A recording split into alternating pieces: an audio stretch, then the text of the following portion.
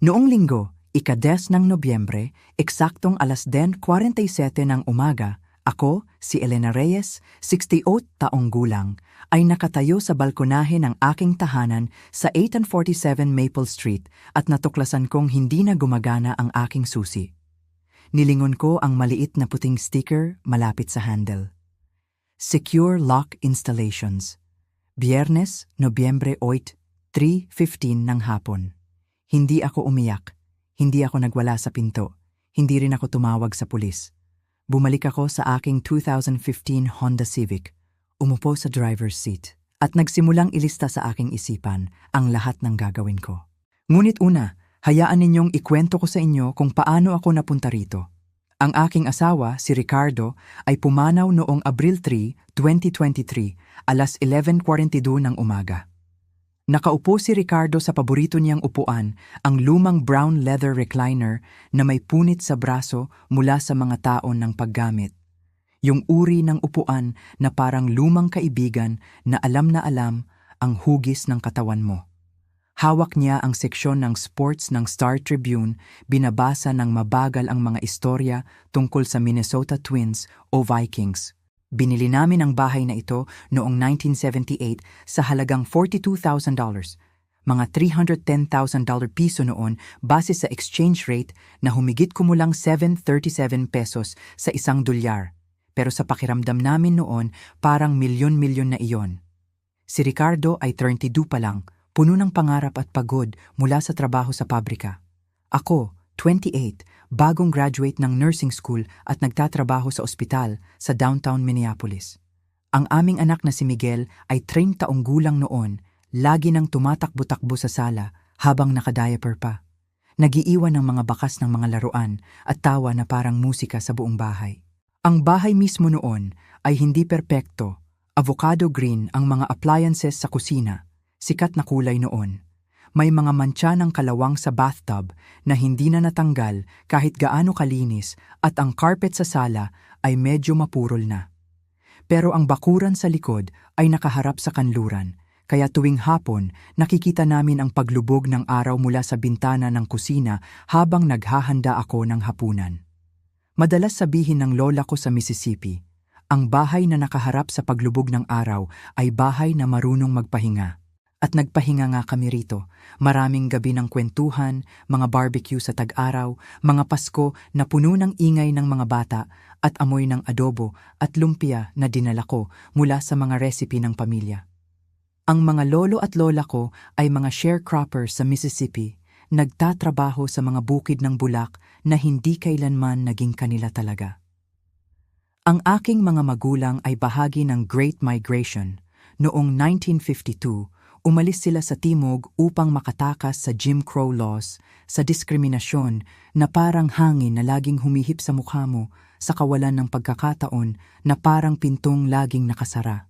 Dumating sila sa Minneapolis, naghanap ng trabaho sa mga pabrika at rails at dahan-dahang nagtayo ng buhay na medyo mas maayos kahit na may mga pader pa rin ng rasismo na hindi nakikita pero nararamdaman. Nang bilhin namin ni Ricardo ang bahay na ito, hindi lang yon pagbili ng kahoy, ladrilyo at lupa. Ito ay pag-aangkin ng isang bagay na hindi kailanman nakuha ng aking lolo, ng isang lugar na tunay na amin. Ang titulo ay may mga pangalan namin, Ricardo Reyes at Elena Reyes, nakalagay ng malinaw at permanente. Hindi ito mababawi ng bangko basta't patuloy kaming nagbabayad. At nagbayad kami, buwan-buwan, taon-taon, kahit na may mga panahong mahirap ang pera dahil sa layoffs sa pabrika o sakit na bigla ang dumating. Noong 2003, 25 taon, pagkatapos naming pirmahan ang mga papeles, nabayaran na namin ito ng buo, walang utang, walang mortgage. Sa unang pagkakataon sa buhay ng pamilya namin, may sarili kaming bahay. Walang sino mang makakaalis nito sa amin. Ngayon, habang nakaupo pa rin siya doon sa recliner na yon, parang hindi pa rin ako makapaniwala. Ang kape sa kamay ko ay malamig na, pero hindi ko binibitawan.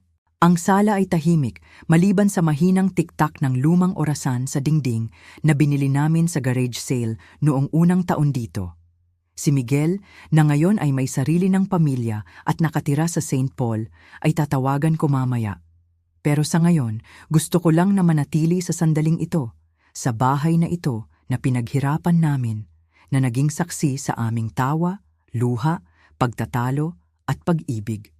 Dito kami nagpahinga, tulad ng sinabi ng lola ko. At kahit nawala na si Ricardo, narito pa rin kami, ako, ang mga alaala at ang bahay na ito na nakaharap sa paglubog ng araw, parang naghihintay pa rin ng susunod na araw na darating. Sa loob ng 10 taon pagkatapos mamatay ni Ricardo, namuhay akong mag-isa rito sa bahay na ito. Ang mga araw ay naging routine na parang lumang orasan na patuloy na tumitiktak kahit walang nag-aayos. Gising ng maaga para magluto ng kape, 2 tasa pa rin kahit isa lang ang iinom. Maglinis ng bahay na hindi na masyadong marumi, magbasa ng dyaryo o manood ng balita sa TV na maliit pa rin ang screen kumpara sa mga bagong flat screen ngayon. Si Miguel ay tumatawag tuwing ilang linggo. Minsan tuwing linggo pagkatapos ng misa, minsan bigla na lang sa gabi. "Kumusta ka, nanay?" Tanong niya lagi, pero mabilis na mga usapan, palaging may background noise ng kotse o opisina, palaging nagmamadali. Parang hindi niya alam kung paano magtagal sa linya ng matagal o baka natatakot siyang marinig ang katahimikan sa kabilang dulo. Nagpakasal siya kay Isabela Santos noong 2019 sa isang maliit na seremonya sa isang venue sa Minnetonka na may tanawin ng lawa at puting upuan na nakaayos ng perpekto. Si Isabela ay marketing consultant, matalino, may matutulis na pisngi na parang modelo sa magazine at matatalas na salita na madalas nakakatawa pero minsan nakakasakit. Ang pamilya niya ay may old money daw noon, mga negosyong lumang-luma na nawala sa panahon ng resesyon o dahil sa masamang desisyon, pero nanatili pa rin ang air ng privilege. Caucasian siya na hindi naman mahalaga sa akin. Mahalaga ang pagtrato niya sa mga tao, sa pamilya. Pero sa unang pagkakataon na dinala siya ni Miguel dito sa bahay, nakita ko kung paano niya tiningnan ang lugar. Ang brown recliner na may punit pa rin sa braso ang mga lumang larawan sa mantel, ang carpet na medyo kupas na sa gitna dahil sa daan-daang hakbang namin ni Ricardo. "Mukhang matagal nang tinitirhan," sabi niya habang hinahaplos ng isang daliri ang mantel, malapit sa litrato ng aming kasal noong 1975. Kami ni Ricardo, bata pa, ngumingiti ng malapad sa harap ng simbahan sa St. Paul. "Kasi may mga taong nakatira dito," sagot ko. Ngumiti ako ng mahina. Hindi siya tumawa. Tumango lang siya, parang inifile na lang sa isip niya na old house ito, hindi home. Pagkatapos ay dumating ang Setyembre 2024. Martes ng gabi, tumawag si Miguel. Narinig ko agad sa boses niya ang tono na ginagamit niya noong bata pa siya. At gusto niyang humingi ng pabor o magtanong ng mahirap. "Nanay, may gusto akong itanong." 42 na siya noon, may sariling bahay sa St. Paul, may trabaho sa isang tech company, may anak na 2 na rin, pero naririnig ko pa rin ang tinig ng 3 taong gulang na tumatakbo sa sala habang naka-diaper. "Sige na anak," sagot ko, habang nakaupo sa recliner ni Ricardo, hawak ang telepono sa isang kamay at ang malamig na tasa ng tsaa sa kabila. Humugot siya ng hininga. Si Isabela at ako, iniisip namin kung pwede bang lumipat kayo rito sa amin. O kaya ibenta na lang natin yung bahay para mas madali sa'yo, nanay. May extra room kami, malapit sa school ng mga bata. At mas safe siguro, hindi ka na mag-isa? Tahimik ako sandali. Narinig ko ang mahinang huni ng refrigerator sa kusina, ang tiktak ng orasan, ang hangin sa labas na humahaplos sa mga dahon ng puno sa bakuran. Ang bahay na ito, na binayaran namin ng 25 taon na naging saksi sa unang hakbang ni Miguel, sa mga tag-init na barbecue, sa mga gabing umiiyak ako ng mahina pagkatapos mamatay si Ricardo. Ang titulo na may pangalan namin ni Ricardo, walang utang, walang sinumang makakaagaw. "Alam mo ba, anak?" sabi ko ng mahina. "Nung binili namin ito ni tatay mo noong 1978, $42,000 lang. Noon pa man, parang napakalaki na noon. Ngayon, kung ibebenta, milyon-milyon na siguro, mga $400,000 o higit pa, depende sa market. Pero hindi iyon ang punto. Ito ang lugar kung saan kami nagpahinga, kung saan lumaki ka, kung saan natuto akong mabuhay ng mag-isa pagkatapos mawala siya." Hindi siya sumagot agad. Narinig ko ang mahinang buntong hininga niya. Nanay, hindi naman ibig sabihin na itatapon natin ang memories. Pwede pa rin nating dalhin yung mga larawan, yung recliner. Ang recliner na may punit sa braso? Putol ko, medyo natatawa na. Baka sabihin ni Isabela, mukhang matagal nang tinitirhan ulit. Tumawa siya ng mahina, pero may lungkot. Hindi naman ganun si Isabela, Nay. Gusto lang niya ng mas maginhawa para sa'yo. Tumingin ako sa bintana ng kusina sa direksyon ng kanluran. Malapit nang lumubog ang araw, kulay kahel at pula ang langit. Alam mo, anak, sabi ng lola ko, ang bahay na nakaharap sa paglubog ng araw ay bahay na marunong magpahinga. Dito ako nagpapahinga. Dito pa rin ako magpapahinga hanggat kaya ko. Pero salamat sa pag-aalala mo. Mahal kita. Nagpaalam kami pagkatapos noon, pero alam kong hindi pa tapos ang usapan. Marahil babalik siya rito sa susunod na buwan, dala si Isabela at ang mga apo ko, at susubukan ulit nilang kumbinsihin ako. Pero sa ngayon, nakaupo pa rin ako rito, sa upuan ni Ricardo, habang ang araw ay dahan-dahang nawawala sa abot tanaw. Ang bahay na ito ay hindi lang kahoy at ladrilyo. Ito ang aming kwento, amin ni Ricardo, amin ni Miguel, at akin pa rin. At hanggat narito ako, patuloy itong magpapahinga, tulad ng sinabi ng lola ko. Elizabeth, sabi ni Isabela isang gabi, kaming tatlo ay nasa kusina o ang dating kusina ko. Si Miguel at ako ay nag-iisip tungkol sa sitwasyon sa pananalapi dito. Alam mo na, mga utility, property taxes, mga ganon. Gusto naming masigurong nag-aambag kami ng naaangkop. Tumingin ako sa kanya, hawak ang baso ng tubig na bigla kong naramdamang malamig sa kamay. Si Miguel ay nakatungo sa phone niya, parang hindi niya naririnig ang usapan. Anong ibig mong sabihin? Tanong ko, bagamat alam ko na kung saan patungo to. Tungo? Well, sabi niya, habang inaayos ang kanyang posture na parang nasa meeting siya. Since kami na rin naman ang madalas nandito, at kami rin ang gumagamit ng maraming resources, electricity para sa home office ko, water, internet, na mas mabilis na upgrade namin last week. Siguro naman, fair na kami na ang magbayad ng bills mula ngayon para hindi ka na maburden. At saka, dagdag niya na may kaunting ngiti na parang mabuting gawa. Pwede na rin naming i-deduct yun sa rent ninyo sa amin kapag stable na ulit kami. Rent? Paulit-ulit ko. Parang hindi ko naintindihan ang salita. Oo naman, sagot niya agad. Hindi naman libre ang tirahan, di ba? Pero since family tayo, pwede nating i-arrange na flexible. Halimbawa, instead of cash, pwede kang mag-ambag sa ibang paraan. Like, magluto ng plant-based meals para sa men, maglinis ng common areas, o kaya mag-assist sa admin side ng coaching business ko. May mga client inquiries na kasi na dumarating, pero kailangan ko ng tulong sa scheduling at follow-ups. Ikaw naman, retired na, may time ka. Tumingin ako kay Miguel. Hindi siya tumingin pabalik. Nakatingin lang siya sa screen, thumb scrolling ng walang tunay na layunin. Naalala ko noong bata pa siya, kung may away sa school, siya yung tumatahimik at naghihintay na matapos ang lahat nang hindi siya napipilitang pumili ng side. Pareho pa rin pala. Sa mga sumunod na araw, nagsimulang magbago ang mga detalye ng buhay ko ng higit pa. Nag-install sila ng smart thermostat na konektado sa phone nila. Para mas energy efficient, sabi ni Isabela. Bigla na lang nagiging 68 degrees, 20 degrees C ang bahay tuwing gabi, kahit malamig na sa akin. Better for sleep and metabolism, dagdag pa niya. Ang aking lumang coffee maker, yung regalo ni Ricardo noong anniversary namin, ay pinalitan ng kanilang fancy pour-over set. Mas sustainable too, sabi niya. Ang mga gamit ko ay unti-unting nawawala sa mga cabinet, napapalitan ng mga labeled na glass jars na may chia seeds, matcha powder, at iba pang bagay na hindi ko alam kung paano gamitin. Isang linggo ng umaga, habang nag-a-attempt akong magluto ng simpleng oatmeal, plant-based na nga para walang issue, narinig ko silang nag-uusap sa sala. Mom, siguro naman okay lang na i-convert natin yung guest room into proper office space para kay Isabela, sabi ni Miguel.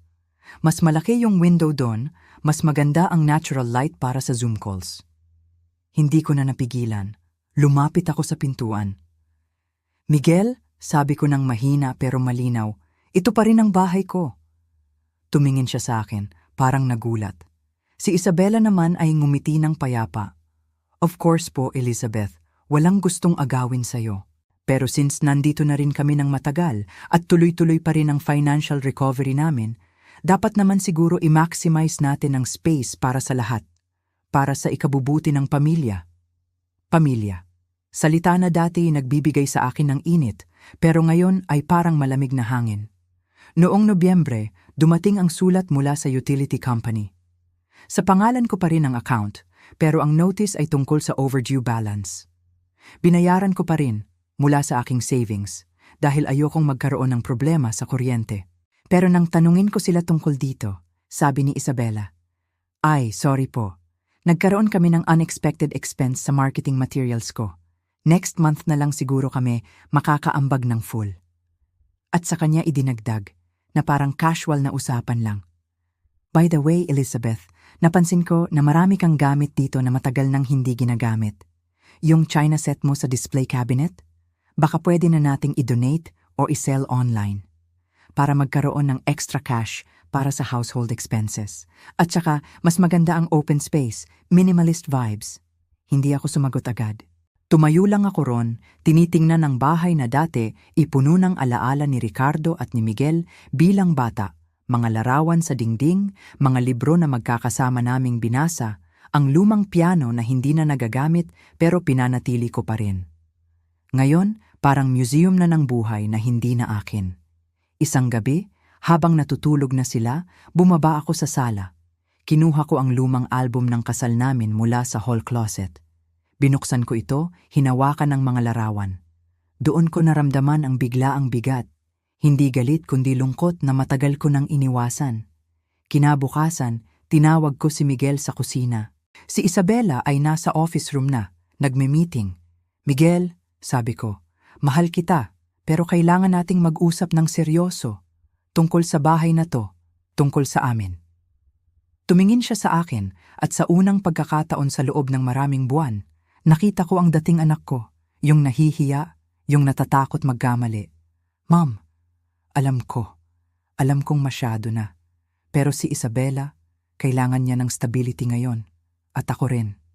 "Stability," ulit ko. Pero hindi sa pamamagitan ng pagkuha ng stability ko. Tahimik siya sandali. Tapos sabi niya, "Anong gusto mong gawin?" Huminga ako ng malalim. "Gusto kong bumalik ang buhay ko sa dati. Kung kailangan niyo pa ring tumira rito ng ilang buwan pa, pwede. Pero may rules. My house, my rules. Hindi na kayo magdedesisyon para sa akin kung ano ang itatago, ano ang itatapon, ano ang lulutuin, o kung gaano kalamig ang thermostat. At kung hindi nyo kaya yon, maghanap kayo ng ibang lugar. May mga Airbnb, may mga kamag-anak, may mga option. Pero hindi na sa ganitong paraan." Hindi siya sumagot agad. Pero tumango siya. Mabagal, parang may bigat pa rin sa dibdib. Pagkatapos noon, nagbago ang hangin sa bahay. Hindi agad, pero unti-unti. Bumalik ang album sa side table. Bumalik ang thermostat sa 72 dawengke. At kahit hindi pa rin perpekto, kahit hindi pa rin nawawala ang tension, naramdaman ko ulit na akin ang bahay na to. Hindi dahil binawi ko ito ng malakas, kundi dahil sa wakas, sinabi ko ng malakas na akin pa rin ito. Sa mga sumunod na araw, naging mas maingat ako. Hindi na ako nag-iingay ng gospel music kahit linggo, pero hindi na rin ako nagpapakumbaba ng sobra. Nagpatuloy ako sa aking routine. Umaga sa hardin, pagdidilig ng mga rosas na itinanim pa ni Ricardo, pag-aalaga sa mga halaman na parang mga lumang kaibigan na hindi pa rin umaalis. Isang umaga, habang nasa likod bahay ako, lumabas si Miguel na may hawak na kape. Hindi siya madalas lumabas dito. Mas gusto niyang magtrabaho sa loob, sa office na dating kwarto namin. Tumayo siya sa may hagdan. Tinitingnan ako. "Mom," tawag niya. "Pwede ba tayong mag-usap?" Tumango ako. Hinubad ang gardening gloves. Umupo kami sa lumang wooden bench na nasa ilalim ng mango tree. Matagal nang hindi kami nakausap ng ganito, mga mata sa mata, walang Isabela sa pagitan. "Alam ko pong narinig mo kami kagabi," simula niya. "Hindi ko sinasadyang marinig mo. Pero, totoo naman, Nag-aalala kami. Nag-aalala kayo, ulit ko, walang emosyon sa boses. O nagpaplano kayo? Tumingin siya sa lupa. Pareho siguro. Si Isabela, sobrang stressed siya sa pinansyal. Yung consultancy niya talagang bumagsak. At ako rin, nawalan ng work. Natatakot kami na kapag may mangyari sa'yo. Kapag namatay ako, diretso kong sabi, hindi ko na pinahaba. Tumango siya, mukhang nahihiya. Oo, at ang bahay na to, ito na lang ang natitira sa amin na asset. Hindi namin gustong mawala to sa taxes o sa kung ano. At kung sakaling kailanganin mo ng care, 68 ako, Miguel. Hindi 88. Nagmamaneho pa ako, nagboboluntaryo pa ako. May savings pa ako, may pensyon, hindi ako helpless. Tahimik siya sandali. Alam ko po, pero si Isabela, iba ang pananaw niya. Sabi niya, mas mabuti nang i-anticipate na mag-set up ng trust or something para protektahan ka rin daw. Protektahan ako? Paulit-ulit ko. O protektahan ang bahay? Hindi siya sumagot agad. Pero nakita ko sa mukha niya ang conflict. Yung dating anak ko na laging nasa gitna, hindi makapili. Kinabukasan tinawag ko silang dalawa sa sala. Naupo ako sa dating upuan ko, yung recliner na inilipat nila sa garahe noon, pero ibinalik ko na nang walang paalam. Nakaupo sila sa sofa, magkatabi, parang nasa interview. May sasabihin ako, simula ko. Appreciate ko na nandito kayo, na sinusubukan niyong mag-ambag, pero may mga hangganan to. Tumingin si Isabela, kilay taas na naman. Elizabeth, hindi naman kami. Elizabeth, putol ko. Hindi nanay, hindi Mrs. Bennet. Elizabeth, parang kapitbahay lang, pero ito ang bahay ko. At habang buhay pa ako ang magdedesisyon kung ano ang mangyayari dito. Tumingin ako kay Miguel. Kung gusto niyong manatili, manatili kayo. Pero walang usapan tungkol sa will, power of attorney, o pagbebenta ng bahay habang buhay pa ako. Walang pagbabago ng muebles nang walang pahintulot ko. Walang pagbabago ng temperature nang walang pagtatanong. At kung mag-aambag kayo sa bills, mag-ambag kayo ng buo at regular, hindi next month na lang. Tahimik sila. Si Isabela ay nag-cross arms pero hindi sumagot. Si Miguel naman ay tumango ng dahan-dahan. At isa pa, dagdag ko. Kung darating ang araw na talagang kailangan ko ng tulong, na hindi pa naman, ako mismo ang magsasabi. Hindi kayo ang magdedesisyon para sa akin, nabi masyadong mabigat na ang bahay na to. Ito ang bahay ko, at ito ang bahay namin ni Ricardo. At ito rin ang bahay mo nung bata ka pa, Miguel. Hindi ko ito pababayaan sa kung sinong plano. Pagkatapos noon, nagbago ang dynamics. Hindi agad, pero unti-unti. Bumalik ang ilang dating gamit sa lugar nito. Nag-ambag sila sa bills ng regular, kahit paunti-unti. Si Isabela ay nagsimulang maghanap ng part-time work sa labas. Si Miguel ay nagsimulang lumabas sa hardin minsan, tumutulong sa pagdidilig kahit tahimik lang. Hindi nawala ang tension. Hindi nawala ang pakiramdam na parang bisita na sila sa sarili kong buhay. Pero nagsimula ulit akong makatulog ng mahimbing sa guest room dahil alam kong kahit maliit ang kwarto, akin pa rin ang buong bahay. At isang gabi, habang nakikinig ulit sa mga kaluskos ng lumang bahay, naintindihan ko na ang sinasabi nito, hindi ka pa tapos. Hindi pa tapos ang kwento mo dito. Hindi pa. Hindi pa. Kung gusto mo pa itong ituloy, halimbawa, mas malalim na confrontation o pagbabalik ni Miguel sa dating ugnayan o bigla ang twist tulad ng pag-alis nila, sabihin mo lang. Pwede pa nating gawing mas mahaba o mas emosyonal. Tumawag si Lourdes David noong Huwebes, Nobyembre 7, alas 2:30 ng hapon. Ang kanyang tinig na dati puno ng sigla at tawanan ay ngayoy mahina at nababalot ng kalungkutan. Lizzie, mahina niyang sabi, ang kanyang boses ay tila pinipigilan ng paghikbi. Nawala na si Diane, kaninang umaga lang. Napasigaw ako sa gulat at lungkot. Si Lourdes ang naging pinakamatalik kong kaibigan mula pa noong 1987. Magkasama kaming nagboluntaryo sa isang after-school program noon at mula noon, hindi na kami nagkahiwalay. Kahit nagkakalayo kami ng tirahan, siya sa Stillwater, kung saan siya nakatira kasama ang kanyang kapatid na si Diane at ako dito, Nanatiling matibay ang aming pagkakaibigan. Oh, Lords, oh mahal ko, nakikiramay ako, nasabi ko na lamang habang ang aking sariling mga luha ay nagsimulang pumatak. Hindi ko na maituloy ang sasabihin, narinig ko ang kanyang pag-iyak, yung klase ng pag-iyak na galing sa kaibuturan ng puso, puno ng sakit at kawalan. Sa pagitan ng kanyang mga hikbi, nagawa niyang sabihin, hindi ko kaya ito mag-isa. Makakapunta ka ba kahit ilang araw lang? Alam kong malaki ang hinihingi ko, pero darating ako. Ang kanyang paghingi ng tulong ay hindi para sa sarili niya, kundi para sa kanyang kapatid na nawala. At alam kong masakit para sa kanya na humingi ng ganito. Pupunta ako bukas ng umaga. Walang pag-aalinlangan kong sagot. Alam kong kailangan niya ako at hindi ko siya kayang pabayaan sa ganitong sitwasyon. Sa hapagkainan kasama sina Miguel at Isabela, sinabi ko ang aking plano. Pupunta ako sa Stillwater bukas para tulungan si Lourdes, namatay ang kapatid niya. Gaano katagal ka mawawala? Tanong ni Isabela, ang kanyang mukha ay nagpapakita ng pag-aalala. Ilang araw lang. Babalik ako sa linggo bago magtanghali, sagot ko.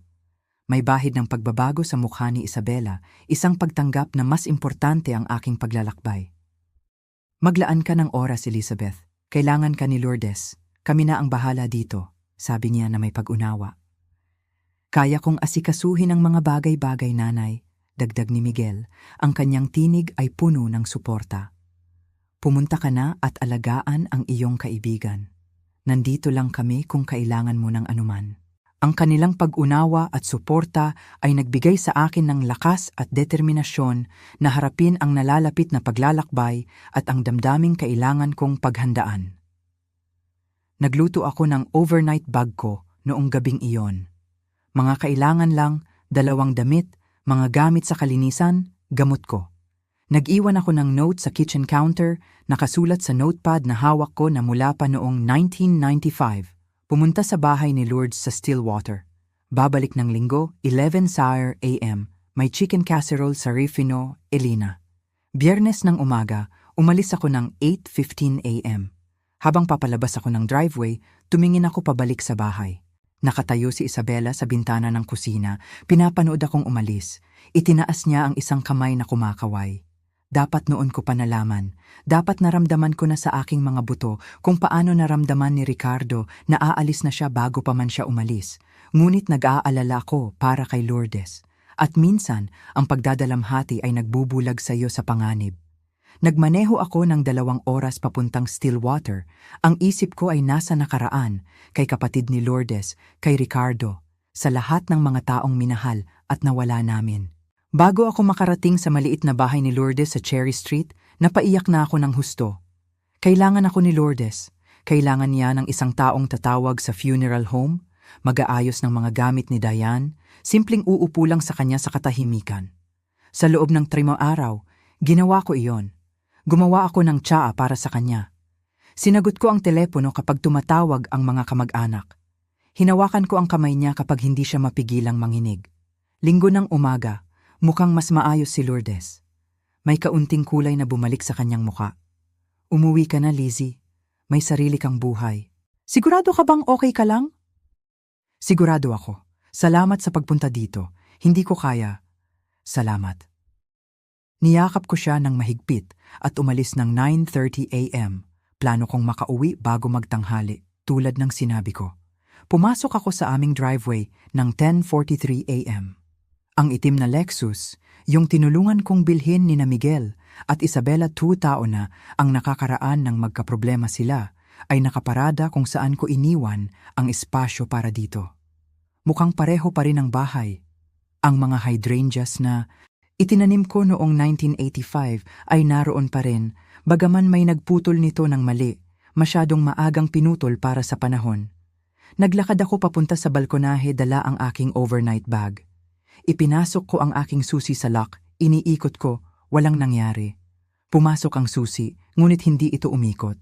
Parang nagyelo ang lock, gayong Nobyembre pa at hindi pa ganoon kalamig. Sinubukan ko ulit, pagkatapos ay 3 beses. Noon ko nakita ang sticker. Puti, maliit, bagong-bago. Secure Lock Installations. Biyernes, Nobyembre 8, 3:15 p.m.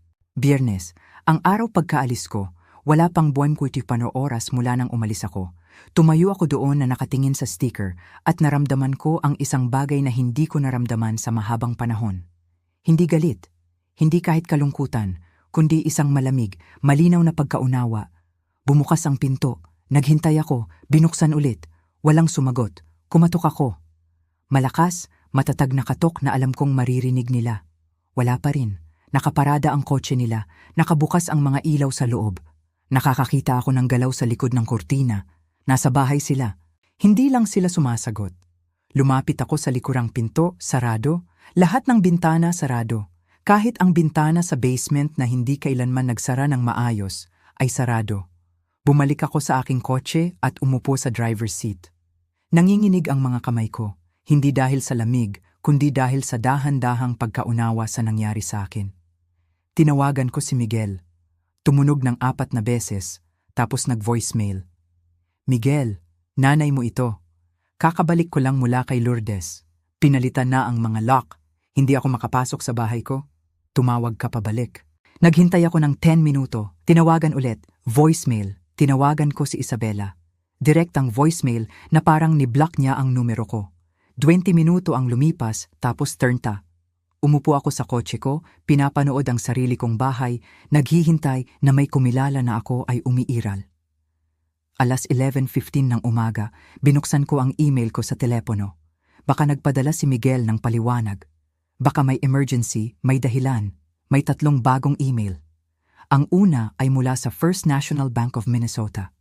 Subject line, kumpirmasyon ng kahilingan sa paghahanap ng titulo ng ari-arian. Binuksan ko ito. Mahal na Bibi, Reyes, ang email na ito ay nagpapatunay na isang property title search ang hiniling para sa 847 Maple Street, Minneapolis, Minnesota 55404 noong Huwebes, Nobyembre 7, 2024, alas 12:17 ng hapon. Ang kahilingan ay isinumite sa pamamagitan ng online banking gamit ang account na nagtatapos sa AN 4729. Account na nagtatapos sa 4729. Iyon ang account ni Miguel, ang joint account na idinagdag ko sa kanya, aims taon na ang nakakaraan para sa mga emergency. Sinuri ko ang timestamp. Nobyembre 7, 2:17 p.m. Huwebes, ang araw bago ako umalis papuntang Stillwater, 45 minuto bago tumawag si Lourdes. Hindi ito isang reaksyon, hindi ito isang biglaang desisyon. Ito ay isang plano, hindi ako umalis. Alam kong simple pakinggan iyon, ngunit ito ang pinakamahirap na desisyon na ginawa ko mula nang ilibing si Ricardo. Bawat instinct ay nagsabi sa akin na umalis, tumawag kay Lourdes, humanap ng lugar, kahit saan pa, napupuntahan. Ngunit ito ang aking bahay, ang bahay na itinayo namin ni Ricardo ng isang buhay, ang bahay na ipinaglaban namin noong ang mga bangko ay tumatrato pa ng redlining sa mga kapitbahayan na tulad ng sa amin. Nagmaneho ako ng 2 block pababa at nagpark sa harap ng bahay ng mga Johnson. Nasa Florida sila para sa taglamig. Hindi sila magrereklamo. Mula roon, nakikita ko pa rin ang aking harapan kung pipihitin ko ang aking ulo. Umupo ako doon habang ang hapon ay nagiging gabi. Alas 4:30 ng hapon, nakita kong lumabas si Isabela mula sa front door. Nakasuot siya ng yoga pants at cashmere sweater, hawak ang isang mug ng kape sa 2 kamay. Ang mug ko, yung binigay sa akin ni Miguel para sa Mother's Day noong 2019 na may nakasulat na World's Best Mom sa gilid. Tumayo siya sa porch at tumingin sa paligid, hindi naghahanap, kundi nagmamasid na parang taong humahanga sa isang pag-aari na kanya. Pagkatapos ay ngumiti siya, uminom ng kape at bumalik sa loob. Ang ngiting iyon ang nagsabi sa akin ng lahat ng kailangan kong malaman. Alas 6:00 ng hapon, nagsimulang kumalam ang tiyan ko. Hindi pa ako kumakain mula sa almusal sa bahay ni Lourdes. May gas station 3 block ang layo, ang Speedway sa Lindale Avenue. Nagmaneho ako doon, ginamit ang banyo, bumili ng isang bag ng money at isang bote ng tubig. Ang batang lalaki sa likod ng counter, hindi lalampas sa 22, isang batang itim na may maayos na cornrows, ay tumingin sa akin nang may pag-aalala. Okay lang po kayo, ma'am?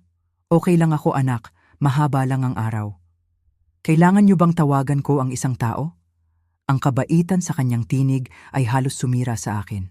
Hindi, salamat, pero salamat sa pagtanong. Tumango siya ng dahan-dahan. Mag-ingat po kayo.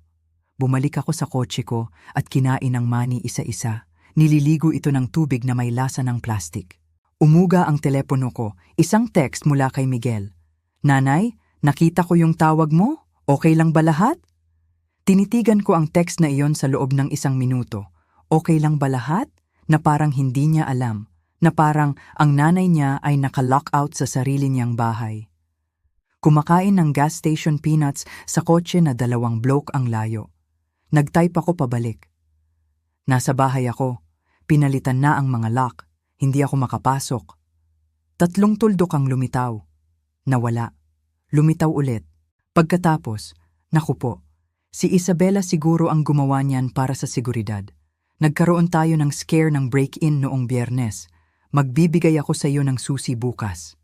Isang scare ng break-in sa parehong araw na nag-order sila ng property title search sa bahay ko. Hindi ako sumagot. Gabi na. Ang temperatura ay bumaba sa 43 degrees, halos 6 degree. Mayroon akong kumot sa trunk, isang lumang quilted na kumot na itinago ko para sa mga emergency at binalot ko ito sa aking sarili sa driver's seat. Nagsimulang sumakit ang mga tuhod ko bandang 8 p.m. Pagdating ng 10 p.m., sumisigaw na ang ibabang likod ko. Sa edad ko, hindi ka pinapatawad ng katawan mo sa pagtulog sa kotse. Sinubukan kong matulog, ngunit sa tuwing ipipikit ko ang aking mga mata, nakikita ko ang ngiti na iyon. Ang nasisiyahang ngiti ni Isabela habang pinagmamasdan niya ang kanyang kaharian. Alas 1:47 ng umaga. Kailangan ko ulit gumamit ng banyo. Sarado na ang gas station. Nagmaneho ako papuntang McDonald's na 24 oras sa Lake Street. Pumasok, ginamit ang kanilang banyo. Bumili ng maliit na kape na hindi ko gusto para lang hindi nila isipin na ako ay palaboy. Ang babae sa counter, Latina, marahil 50, may pangalan, si Rosa, tumingin sa akin na may pagkilala. Hindi kung sino ako, kundi kung ano ang dinaranas ko. Gusto mo ba ng cream at sugar dyan, honey? Sige na. Naglagay siya ng dagdag na asukal nang hindi nagtatanong. Mayroon ka bang lugar na mainit na mapupuntahan ngayong gabi? Pupunta ako bukas, sabi ko. Tumango siya. Manatili ka hanggat kailangan mo. Mabagal ngayong gabi. Umupo ako sa isang booth sa tabi ng bintana ng 1 oras. Pinapatagal ang kape na iyon, nararamdaman ang init na bumabalik sa aking mga buto. Ilang iba pang tao ang dumating at umalis. Isang grupo ng mga teenager, isang lalaki na nakauniforme ng security, isang babae na may natutulog na sanggol. Lahat kami ay sinusubukang lampasan ang gabi. Alas 3:09 ng umaga, bumalik ako sa kotse ko, umupo doon sa dilim, pinapanood ang mga ilaw sa kalye na nagpipinta ng mga anino ng orange sa dashboard. Dito ko naramdaman, hindi ang pagtataksil. Naintindihan ko yon ilang oras na ang nakakaraan. Ang naramdaman ko ay ang kalkulasyon nito. Naghintay sila hanggang sa umalis ako.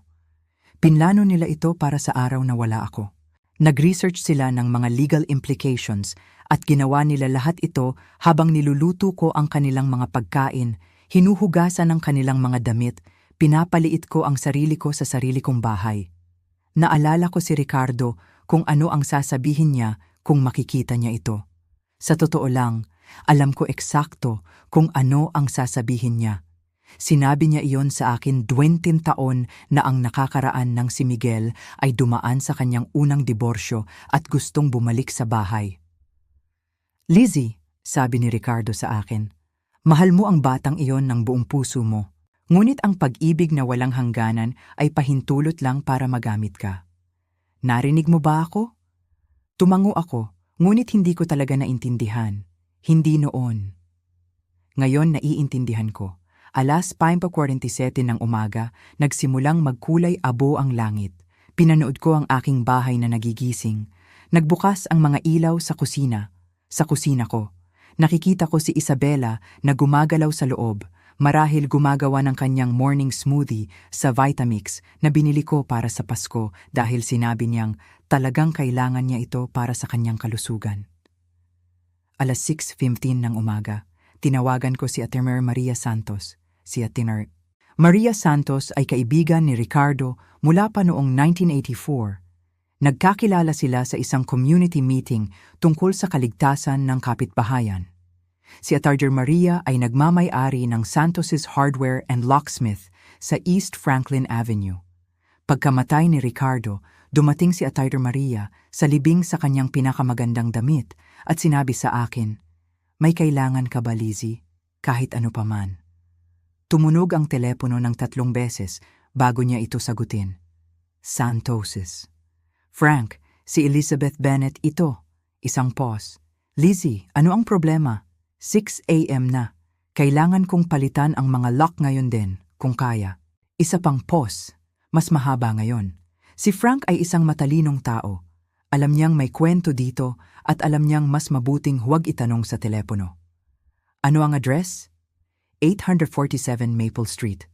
"Iyan ang bahay mo." "Oo, darating ako sa loob ng 30 minuto." "Frank, dapat kong sabihin sa iyo na may mga tao sa loob na maaring..." "Lizzie?" Pinutol niya ako. Ang kanyang tinig ay banayad ngunit matatag. "Kilala na kita ng 40 taon. Si Ricardo ay kapatid ko. Kung tinatawagan mo ako ng 6 a.m. para palitan ang mga lock ng sarili mong bahay, hindi ko na kailangan malaman pa ang iba. Darating ako sa loob ng 30 minuto. Pinatay niya ang telepono. Bumalik ako sa aking bahay at nagpark sa driveway ng buong tapang, lantaran na parang may karapatan akong naroon dahil meron nga. Alas 6:43 ng umaga, dumating ang van ni Frank. Dahan-dahan siyang bumaba. 71 na siya ngayon. Medyo matigas kumilos at naglakad papunta sa kotse ko. Binaba ko ang bintana. "Okay ka lang ba?" tanong niya. "Magiging okay ako." Tumingin siya sa bahay tapos bumalik sa akin. "Pinalitan nila ang mga lock na ito noong wala ka. Biyernes ng hapon. Nalaman ko kahapon." Nanigas ang panga ni Frank. Hindi niya tinanong kung sino sila. Hindi niya kailangan. "Aayusin natin iyan." Nagtrabaho siya. Eksaktong 23 minuto ang ginugol niya para tanggalin ang bagong lock at magkabit ng deadbolt. "Isang Schlager BE365, sabi niya sa akin. Parehong uri ang ginagamit nila sa mga commercial building. Ito ay may reinforced strike plate, paliwanag niya habang nagtatrabaho. "Hindi pwedeng masipa, hindi madaling mabuksan. Bahay mo, lock mo." Alas 7:09 ng umaga, binigyan niya ako ng 2 tansong susi. "Gusto mo pa ba ng kopya?" "Hindi, sapat na ang 2. Magiging $185 para sa mga piyesa at labor." Kinuha ko ang wallet ko, ngunit winagayway niya ito. "Isipin mo na lang na regalo. Maraming beses akong tinulungan ni Ricardo. Ito ang paraan ko ng pagbabayad." "Salamat, Frank." "Lizzie, hayaan mo ang isang matandang lalaki na gumawa ng tama." Hinawakan niya ang balikat ko. "Tawagan mo ako kung may kailangan ka pa, kahit ano pa man." Umalis siya kasabay ng pag-usbong ng araw sa linya ng bubong. Tumayo ako sa aking balkonahe, at ipinasok ang susi sa lock. Umikot ito ng maayos, perpekto. Ang deadbolt ay bumukas na may tunog ng lahat ng bagay na bumabalik sa tamang lugar. Binuksan ko ang pinto at pumasok sa aking bahay. Ang amoy ang unang tumama sa akin. Hindi ang amoy ng aking tahanan. Hindi ang kape ng Folger at ang coconut oil na ginagamit ko sa aking balat. At ang mahinang amoy ng lemon pledge na nililinis ko bawat Sabado. Iba ito, mamahaling kandila, kung ano-anong lavender. Ang eucalyptus spray na laging ginagamit ni Isabela. Ang larawan ng kasal ko ay nawawala pa rin sa side table. Ang cream-colored na sofa ay may mga bagong throw pillow, kulay abo at puti, minimalist. Ang mga libro sa estante ay mga libro pa rin ni Isabela, ngunit ang sahig ay lumikot pa rin sa parehong lugar malapit sa hallway. Ang liwanag ng umaga ay tumatagos pa rin sa bintana ng kusina sa eksaktong tamang anggulo para gawing kumikinang ang lumang linoleum. Naalala ako ng bahay, kahit na sinubukan nilang burahin ako mula rito. Pumasok ako sa master bedroom, sa kwarto ko, yung pinagbigyan ko. Ang seda robe ni Isabela ay nakasabit sa likod ng pinto. Ang makeup niya ay nakalatag sa dresser na dating naglalaman ng mga relo at cufflink ni Ricardo. Ang kama ay hindi pa naliligpit. Ang mamahaling puting kumot ay magulo. Marahil ay 800 thread count Egyptian cotton dahil gusto lang ni Isabela ang mga dekalidad na bagay. Hindi ko hinawakan ang anumang bagay. Tiningnan ko lang, inalala, naintindihan. Pagkatapos ay pumunta ako sa spare room kung saan nila ako inilagay.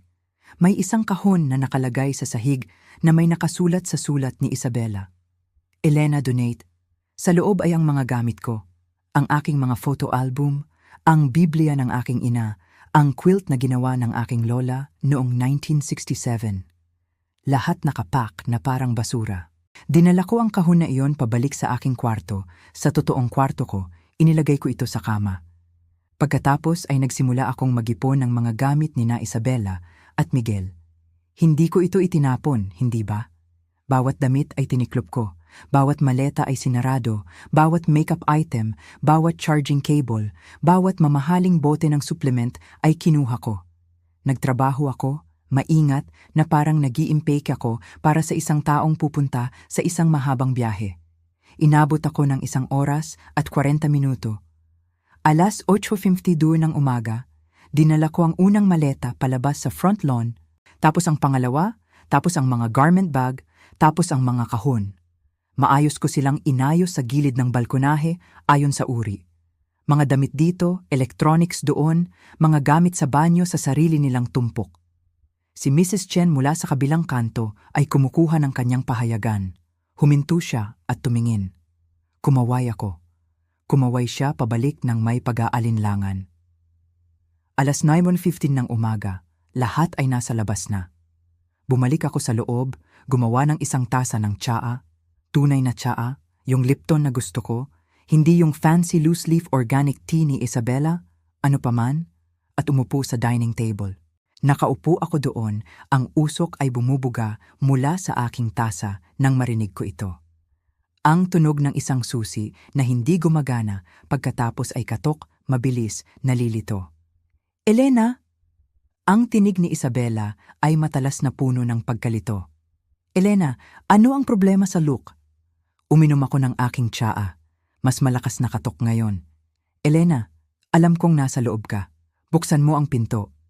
Tumayo ako, naglakad ng dahan-dahan papunta sa pinto at binuksan ito. Nakatayo si Isabela doon sa kanyang workout clothes, buhok sa isang perpektong ponytail, mukha na namumula sa galit. Sa likuran niya, si Miguel ay bumababa mula sa Lexus, hawak ang telepono. Ano ang nangyayari dito? Itinuro ni Isabela ang mga bagahe sa lawn. Bakit nasa labas ang gamit namin? Anong ginawa mo sa lock? Tiningnan ko siya. Talaga? Tumingin ka sa akin. Pinalitan ko ang mga lock ng bahay ko. Ikaw ay... Huminto siya, kumurap. Hindi ito nakakatawa, Elena. Dito kami nakatira. Hindi, sabi ko ng mahinahon. Nagstay kayo dito pansamantala. Iba iyon. Narating ni Miguel ang porch, humihingal. Nanay, anong nangyayari? Lumingon ako sa aking anak. Inakala mo bang hindi ko malalaman? Malaman ng ano? Kinuha ko ang aking telepono. Ipinakita sa kanya ang email mula sa bangko. Ang property title search, Huwebes, Nobyembre 7, 2:17 p.m. Araw bago ako umalis. Maputla ang kanyang mukha. Nanay, kaya kong magpaliwanag. Nag-request ka ng title search sa bahay ko habang nag-iimpake ako para tulungan ang kaibigan ko na ilibing ang kanyang kapatid. Hindi ito. Kami lang. Kami? Kinuha ko ang mga nakaprint na email na na-access ko ng 2 Cannoneer AM mula sa McDonald's, yung mga nahanap ko sa pag-login sa email ni Miguel. Ang password ay Miguel1982 pa rin, tulad ng dati sa loob ng 20 taon. Oktubre 23, sabi ko ng malakas. Email mula kay Isabela patungong Sterling and Associates Law Firm. Tanong tungkol sa mga batas ng adverse possession sa Minnesota. Kung ang isang tao ay nakatira sa isang ari-arian sa loob ng X na dami ng oras, maaari ba silang umangkin ng pagmamay-ari? Ang mukha ni Isabela ay naging maputla. Nobyembre 2. Email mula kay Isabela patungong Miguel Sterling. Kaya pareho kayong alam, makuha natin siya sa care, ililipat ang bahay sa atin sa ilalim ng Financial Guardianship Clause. Hindi ito pagnanakaw, ito ay pagpaplano ng maaga. Tahimik. Kumpletong katahimikan. Hindi niyo ako tinutulungan, sabi ko ng tahimik. Pinaalis niyo ako sa sarili kong bahay. Ang bahay na binili namin ni Ricardo noong 1978 nung ang mga bangko ay tumatrato pa ng diskriminasyon sa mga pamilyang tulad natin. Ang bahay na binayaran namin ng pera na kinita namin noong ang mga tao tulad ng mga magulang ng iyong asawa ay hindi nag-hire ng mga taong kamukha natin. Bibi Reyes, Elena, simula ni Isabela. Ang bahay na ito ay nasa pangalan ko lang, sabi ko. Pangalan ko lang. Inilagay ni Ricardo sa pangalan ko lang noong 2015 nang i-update niya ang kanyang testament. Wala kayong claim dito. Walang legal na standing, walang karapatan. Umurong ako mula sa pinto. Mayroon kayong 20 minuto para ilagay ang inyong gamit sa kotse at umalis.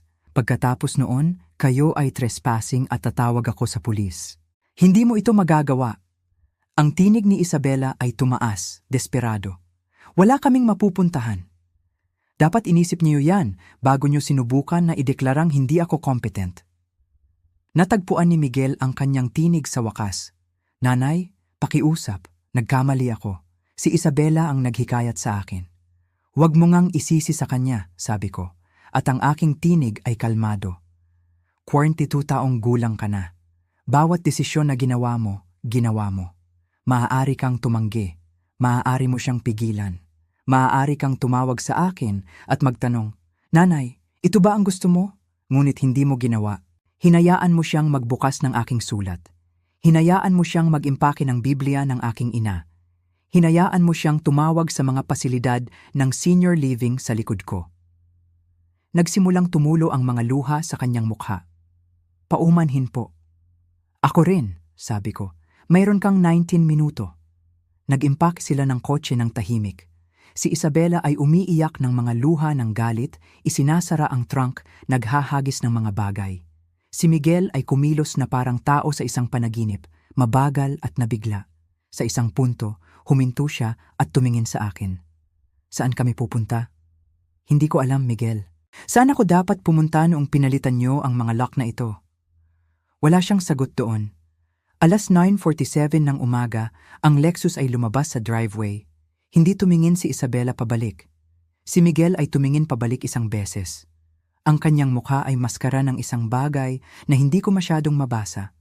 Pagsisisi, marahil o pagkamangha lang na ang kanyang ina ay may gulugod. Pinanood ko hanggang sa lumiko sila sa kanto at nawala. Pagkatapos ay pumasok ako, isinara ang pinto at nilock ito. Tahimik na ang bahay. Akin pa rin. Naglakad ako sa bawat silid, hinahawakan ang mga dingding, ang mga muebles, ang mga sil ng bintana, kinukuha muli ang bawat pulgada. Nang makarating ako sa master bedroom, umupo ako sa kama ko. At sa wakas, pinayagan ko ang sarili kong umiyak. Hindi para sa kanila, para sa akin. Para sa babaeng ginawa niyang maliit ang sarili niya na inakala ng kanyang anak na mawawala siya nang hindi lumalaban. Tumunog ang telepono ko. Lourdes. Lizzie, okay ka ba? Nag-aalala ako. Pinunasan ko ang aking mga mata. Lourdes, may kailangan akong sabihin sa'yo. Ikinuwento ko sa kanya lahat. Nang matapos ako, may mahabang katahimikan. Pagkatapos ay tumawa si Lourdes. Hindi isang masamang tawa, isang mapagmataas. Babae, si Ricardo ay nasa taas na nanonood at sumisigaw ngayon. Alam mo ba iyon? Sa tingin mo? Alam ko. Ano ang gagawin mo ngayon?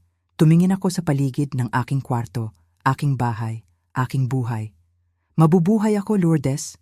Mabuhay lang sa sarili kong bahay, sa sarili kong mga termino. Amen diyan. Pagkatapos naming mag-usap, gumawa ako ng almusal para sa sarili ko. Tunay na almusal.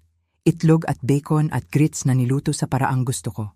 Kumain ako sa hapagkainan na nakalatag ang pahayagan ng linggo sa harap ko. Ang liwanag ng umaga ay mainit sa aking mukha. Sa labas, si Mrs. Chen ay nakatingin pa rin. Nakita niya ang aking mata sa bintana at binigyan ako ng thumbs up. Ngumiti ako at itinaas ang tasa ng aking kape bilang toast.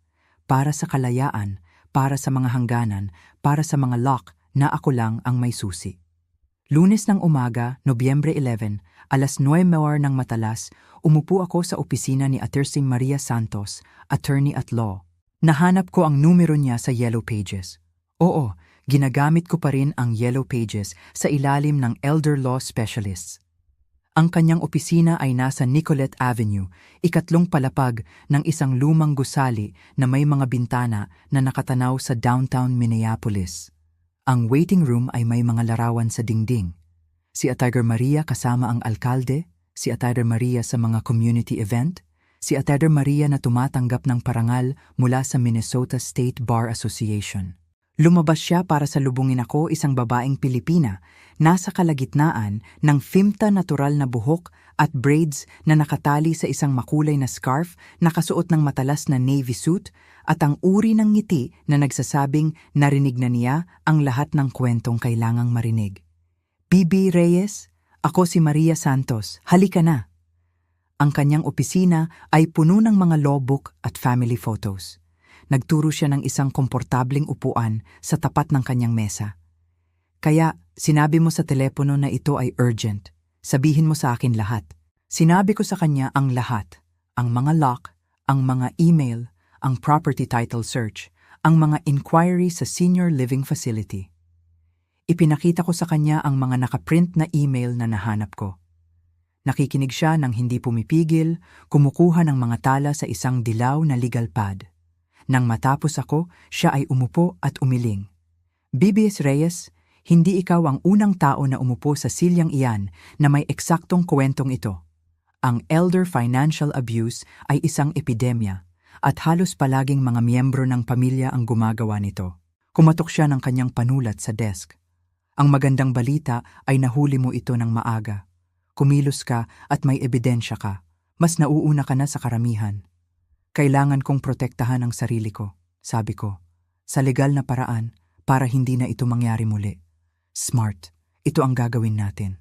Inilatag niya ang plano habang nagsusulat. Una, i-update ang testament. Ang bahay ay mananatili sa aking pangalan at pagkatapos ng aking kamatayan, hindi ito automatikong mapupunta kay Miguel. Sa halip ang testament ay maglalaman ng mga salita na nagsasabing, si Miguel ay maaari lamang magmana kung kami ay nakabuo muli ng aming relasyon sa makabuluhang paraan, na nangangahulugang patuloy na pakikipag-ugnayan, paggalang sa isa't isa, at pagpapakita ng pag-unawa sa mga nakaraang pagkakamali. Kung ang mga kondisyong ito ay hindi natugunan sa loob ng 5 taon pagkatapos ng aking kamatayan, ibebenta ang bahay, at ang mga kita ay mapupunta sa North Minneapolis Youth Education Fund, isang scholarship program para sa mga batang Pilipino. Sa ganoong paraan, paliwanag ni Attorney Maria, hindi mo siya ganap na tinatanggal. Binibigyan mo siya ng pagkakataong maging anak na pinalaki mo, ngunit nililinaw mo rin na ang mana ay isang pribilehiyo, hindi karapatan. Pangalawa, power of attorney. Aalisin mo si Miguel sa lahat ng financial at medical power of attorney documents. Si Lords David ang magiging primary agent mo kasama si Attorney Maria bilang secondary. Ang kaibigan mo, si Lords? Tanong ni Attorney Maria. Lubos mo bang pinagkakatiwalaan siya sa buhay mo? Mabuti.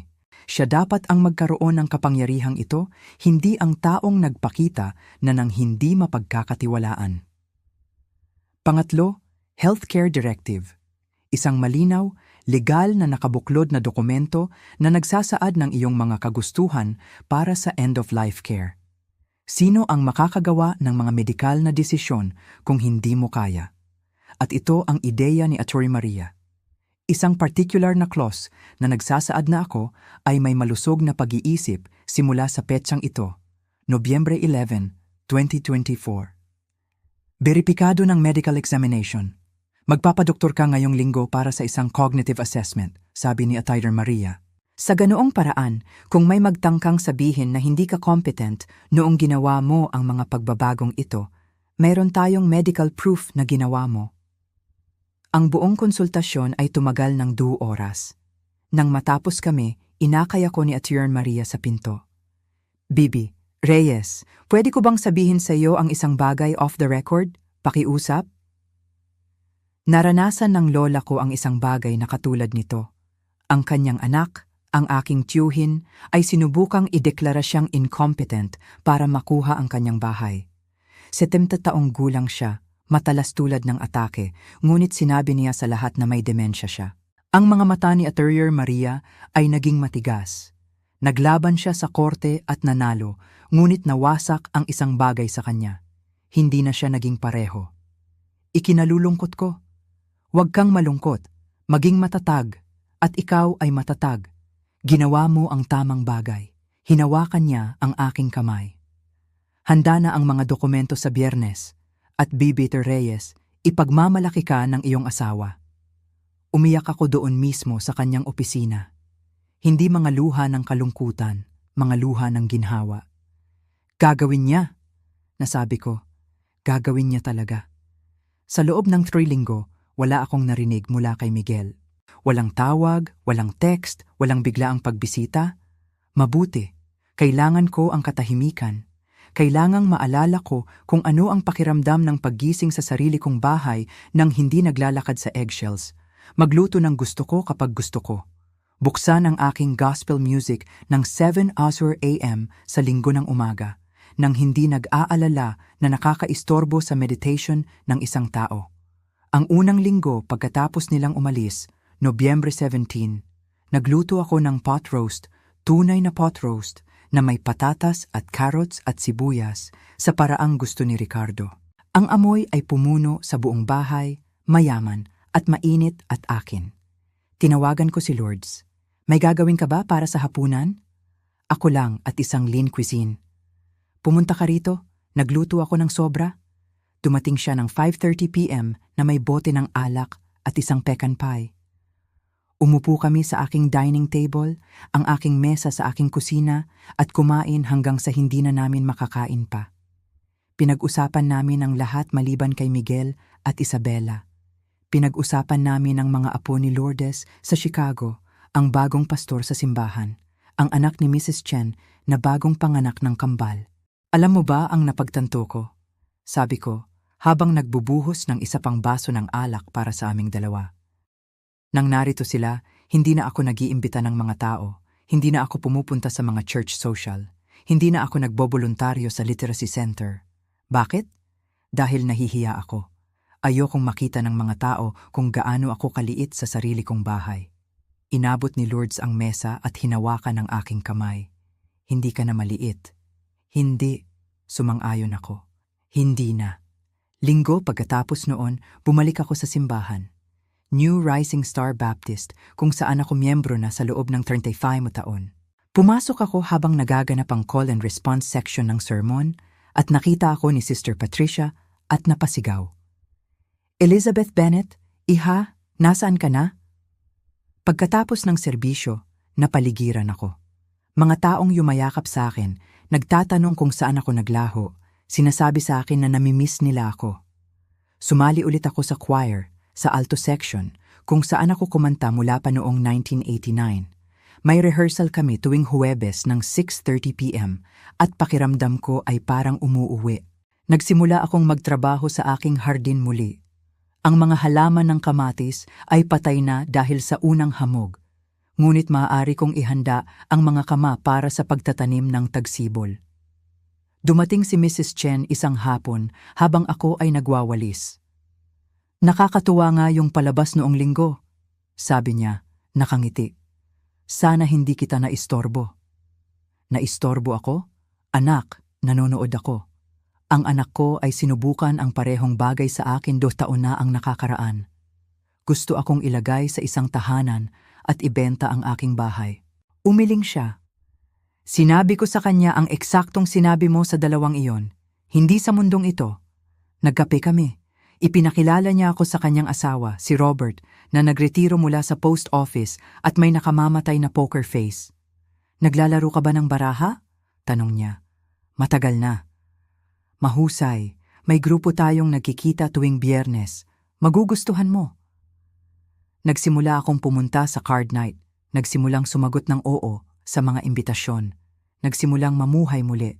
Ngunit patuloy na tumatawag si Miguel. Ang unang tawag ay dumating noong Nobyembre 19. Nakita ko ang kanyang pangalan sa screen at hinayaan itong mapunta sa voicemail. Nanay, ako ito. Alam kong baka ayaw mong kausapin pero naiintindihan ko. Ngunit kailangan mong malaman na nagsisisi ako. Tunay na nagsisisi. Pwede ba tayong mag-usap, pakiusap? Binura ko ito. Ang pangalawang tawag ay dumating noong Nobyembre 25, araw ng Thanksgiving. Isa pang voicemail. Nanay, Thanksgiving ngayon. Mag-isa ako sa isang studio apartment sa Bloomington na kumakain ng Chinese takeout at ang tanging naiisip ko ay ang iyong turkey at dressing. Ngunit higit sa lahat iniisip ko kung paano kita tinrato. Kung paano ko hinayaan si Isabela na tratuhin ka. Kung paano ako naging isang taong ikapapahiya ng tatay mo. Sobrang sorry, nanay. Sobrang sorry. In-save ko iyon. Hindi ko alam kung bakit, basta in-save ko. Ang pangatlong tawag ay dumating noong Disyembre 1. Nanay, hindi na ako tatawag kung ayaw mo, ngunit may kailangan akong sabihin sa'yo. Nagte-therapy ako. Tunay na therapy 2 beses sa isang linggo. Tinanong ako ng therapist kung kailan ko tinigilan ang pagtingin sa'yo bilang aking ina at nagsimulang tingnan ka bilang isang balakid sa gusto ni Isabela. Hindi ko masagot yon. Hindi ko masasabi kung kailan eksakto nangyari, ngunit sinusubukan kong malaman. Sinusubukan kong maging mas mabuti. Mahal kita. Kahit hindi mo ako mapatawad, mahal kita. Pinakinggan ko ang mensaheng iyon ng 3 beses. Pagkatapos ay tinawagan ko si Lourdes. Ano ang gagawin ko? Ano ang gusto mong gawin? Hindi ko alam. May bahagi sa akin na gustong makinig sa kanya. May bahagi sa akin na iniisip na masyadong maaga. May bahagi sa akin na iniisip na masyadong huli na. Alin ang pinakamalakas? Napaisip ako. Ang bahagi na gustong maghintay, tingnan kung ito ay totoo o kung ito ay pag-uusig lang. Kung gayon, maghintay ka, sabi ni Lourdes ng simple. Kung seryoso siya sa pagbabago, mapapatunayan niya ito sa paglipas ng panahon, hindi sa mga salita. Kaya naghintay ako. Noong Disyembre 10, isang Martes, isang sulat ang dumating sa aking mailbox. Hindi email, hindi text. Isang tunay na sulat sa isang cream-colored na envelope na may pangalan ko na nakasulat sa sulat ni Miguel. Gumawa ako ng tsaa bago ko ito binuksan. Umupo sa hapagkainan kung saan ang liwanag ng hapon ay pinakamaganda. Huminga ng malalim. Pagkatapos ay binuksan ko ito. Mahal kong nanay, nasa therapy na ako ng 4 na linggo. Si Dr. Reynolds ay isang mabuting tao, isang Pilipino na nasa edad na ni tatay, na sa tingin ko ay mahalaga. Tinanong niya ako ng isang tanong noong linggo na hindi ko mapigilang isipin. Kailan mo tinigilan ang pagtingin sa iyong ina bilang isang tao? Sinabi ko sa kanya na hindi ko kailanman tinigilan. Sinabi niya, kung gayon, paano mo nagawa ang ginawa mo? Wala akong sagot. Wala pa rin talaga. Naghihiwalay na kami ni Isabela. Hindi pa divorce, ngunit magkahiwalay kami ng tirahan at babalik siya sa Boston para malapit sa kanyang pamilya. Dapat mong malaman na hindi ito dahil sa bahay. Ito ay dahil sa wakas ay nakita ko ang ginagawa niya sa ating dalawa. Hindi lang niya sinubukan na kunin ang bahay mo. Kinuha niya ang aking boses, ang aking paghatol, ang aking alaala kung sino ako bago ko siya nakilala. Naaalala mo ba noong nasa high school ako at nasuspend ako dahil sa away? Sinuntok ko si Trevor Matthews dahil tinawag niyang racial slur si nanay. Pinarusahan mo ako at si tatay, ngunit sinabi rin ni tatay, ipinagmamalaki ko na tumayo ka. Maghanap lang ng mas magandang paraan para gawin ito. Iyan ang pagkatao na pinalaki mo sa akin, isang taong tumatayo para sa tama. Ngunit sa isang punto, nakalimutan ko. Hinayaan ko si Isabela na kumbinsihin ako na ang pagtulong sa iyo ay nangangahulugang pamamahala sa iyo, na ang pag-ibig ay nangangahulugang kontrol, na ang pag-aalaga sa iyo ay nangangahulugang pagkuha ng mga bagay mula sa iyo. Hindi ako humihingi ng tawad. Hindi ko pa ito nararapat. Marahil hindi kailanman. Ngunit nagtatanong ako kung isang araw, hindi ngayon, ngunit isang araw, maaari kong muling makuha ang karapatang tawagin ang aking sarili na anak mo. Nakita ko ang lumang toolbox ni tatay sa isang storage unit. Naaalala mo ba? Yung pulang Craftsman na binili niya noong 1985. Ginagamit ko ito para ayusin ang porch sa bago kong apartment. Nagsisimula sa maliit, natututong gumawa ng mga bagay sa halip na kunin ang mga bagay na naitayo na. Mahal kita, nanay. Ang paghingi ko ng tawad ay hindi sapat, ngunit humihingi ako ng tawad pa rin. Ang iyong anak, Sana Miguel. Umupo ako doon ng mahabang panahon, hawak ang sulat. Hindi nanginginig ang mga kamay ko. Basang-basa ang mga mata ko, ngunit hindi ako umiiyak. Nararamdaman ko lang. Nararamdaman ang bigat ng mga tao ng pag-ibig at pagtataksil at ang mahabang daan sa pagitan nila. Kinuha ko ang telepono at tinawagan si Lourdes. Sumulat siya sa akin ng sulat. Ano ang sinabi nito? Binasa ko ito sa kanya, salita sa salita. Nang matapos ako, tahimik si Lourdes ng isang sandali. Ano ang gagawin mo? Hindi ko alam. May bahagi sa akin na gustong makinig sa kanya. May bahagi sa akin na iniisip na masyadong maaga. May bahagi sa akin na iniisip na masyadong huli na. Ano ang gagawin mo, anak? Hindi para sa akin ang sabihin. Ngunit sasabihin ko ito sa iyo, sinusubukan ng batang iyon. Ang tanong ay kung nagsisikap ba siya na makaramdam ng mas mabuti o nagsisikap na maging mas mabuti. Ang oras lang ang makapagsasabi sa iyo kung alin iyon. Kaya naghihintay ako. Maghintay ka at manood ka at magpasya ka sa iyong sariling mga termino, hindi sa kanya. Tiniklop ko ang sulat ng maayos at inilagay sa aking Biblia sa pagitan ng mga awit at mga kawikaan. Pagkatapos ay nagpatuloy ako sa aking araw. Lasing na linggo at 2 araw matapos kong palitan ang mga lock, eksaktong Disyembre 27, nagpadala si Miguel ng text sa akin ng 8:15 a.m. Nanay, alam kong wala akong karapatang humiling, ngunit pwede ba akong dumaan ngayong Sabado? Napansin ko noong huli akong nagmaneho ay sira ang garden fence. Gusto ko itong ayusin. Dadalhin ko ang sarili kong mga gamit. Hindi ako hihingi na pumasok sa loob. Hayaan mo lang akong gawin itong isang bagay, pakiusap. Tinitigan ko ang text na yon sa loob ng 10 minuto. Pagkatapos ay nag-type ako pabalik. Sabado 9:00 a.m. Dalhin ang sarili mong mga gamit. Sabado ng umaga, nagising ako ng 6:30 a.m. Gumawa ng kape, umupo sa balkonahe at pinanood ang paglubog ng araw. Sinusubukang alamin kung ano ang nararamdaman ko, kinakabahan, puno ng pag-asa, mapagbantay, lahat ng iyon ng sabay-sabay. Alas 8:58 ng umaga, isang asul na Honda Civic na hindi ko kilala ang huminto. Bumaba si Miguel. Pumayat siya, marahil 15 na libra, halos 7 kilo. Kailangan niyang ipagupit ang kanyang buhok. Nakasuot siya ng lumang jeans at flannel shirt na natatandaan ko mula pa noon at dala niya ang pulang toolbox ni tatay. Huminto siya sa gilid ng lawn. Magandang umaga, nanay. Magandang umaga. Nasa bandang dito ang fence, sa silangang bahagi ng bakuran. Tumango siya at naglakad papunta roon. Hindi humingi ng kape, hindi sinubukang yakapin ako. Nagsimula lang sa trabaho. Nagpunta ako sa aking hardin at nagsimulang magtrabaho sa mga kama, inihahanda ang mga ito para sa pagtatanim ng tagsibol. Nagtrabaho kami ng 2 oras nang walang usapan, tanging ang tunog ng kanyang martilyo at ang aking trowel. Pareho kaming ginagawa ang kailangang gawin. Sa wakas, bandang 11:00 a.m., nagsalita siya. Sumali ako sa isang men's group sa community center sa Lake Street. Patuloy akong naghuhukay. Anong uri ng grupo para sa mga lalaki na nawala ang kanilang sarili sa kanilang mga relasyon, na kailangang malaman kung paano muling maging lalaki sa halip ng mga extension ng kanilang mga partner? Nag-pause siya. May 8 lalaki kaming magkakasama. Lahat ng iba't ibang edad, iba't ibang sitwasyon, ngunit parehong kwento. Nawala na kami sa pagiging kami. Kumusta naman yon? Mahirap. Talagang mahirap. Ngunit mabuti. Dagdag na katahimikan. Siya ay nagmamartilyo.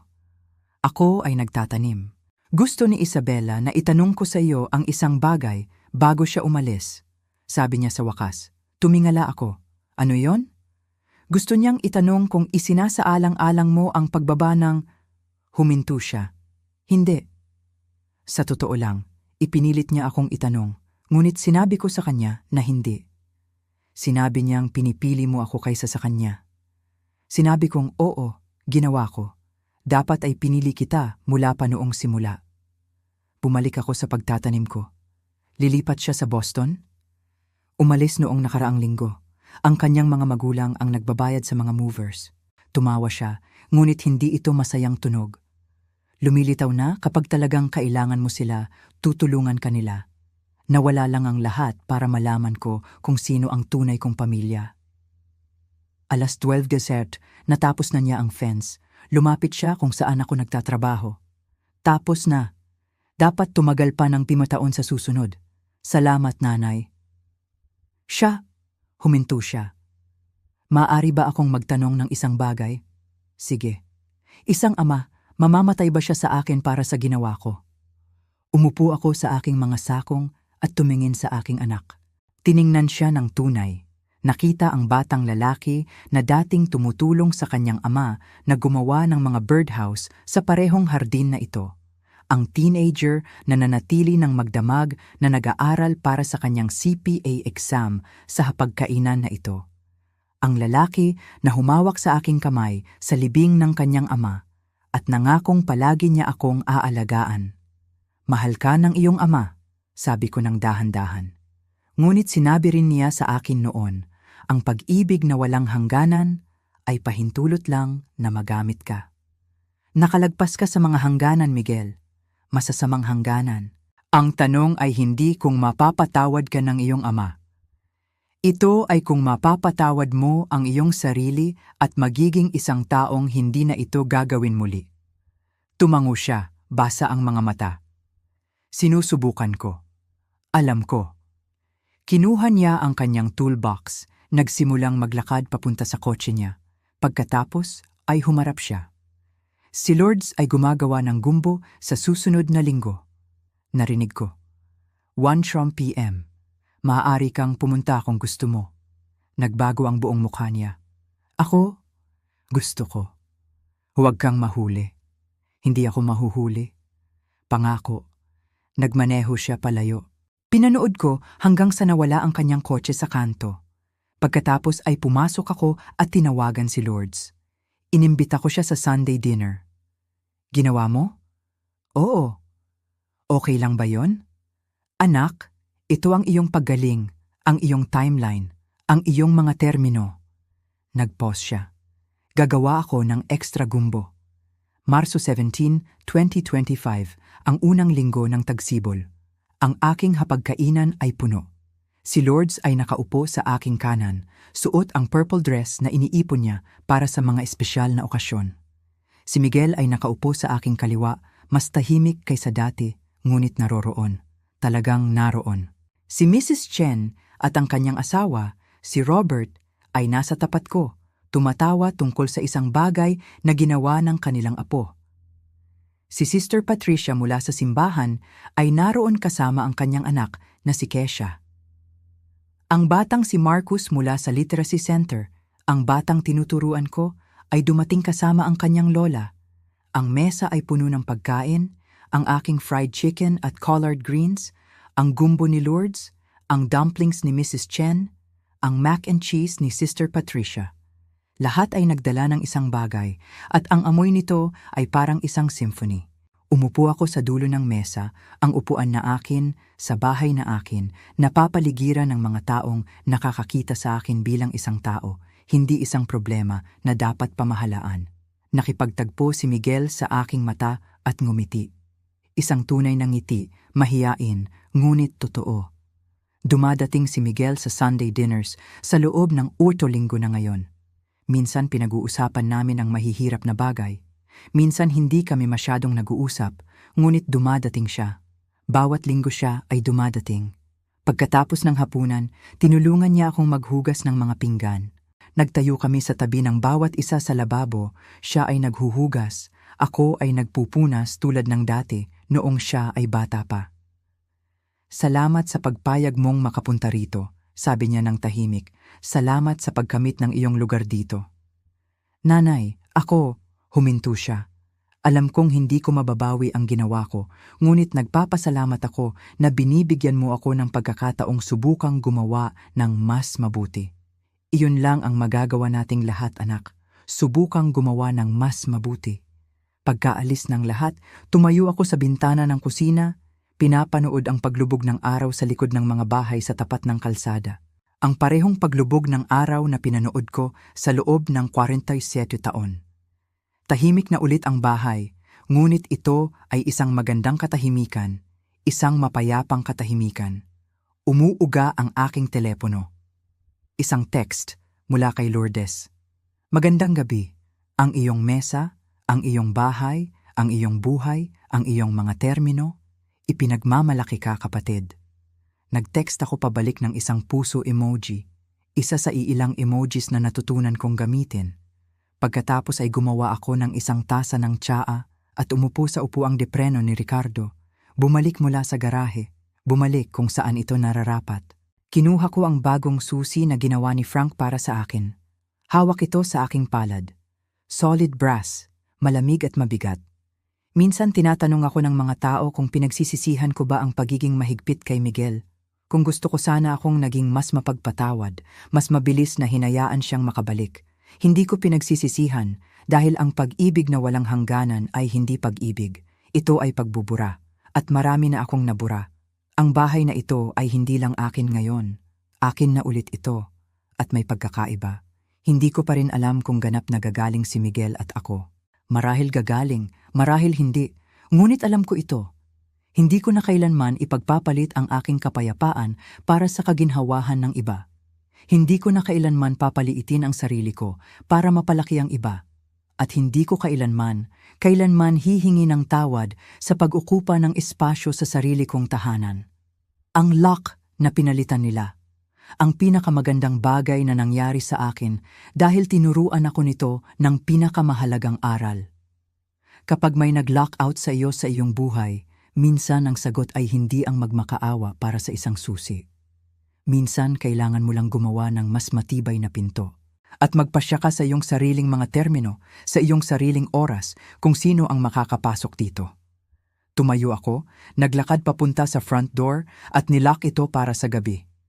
Isang pag-ikot ng susi, isang matatag na click. Ang aking bahay, ang aking lock, ang aking buhay. Sa wakas, ganap na mapayapang akin.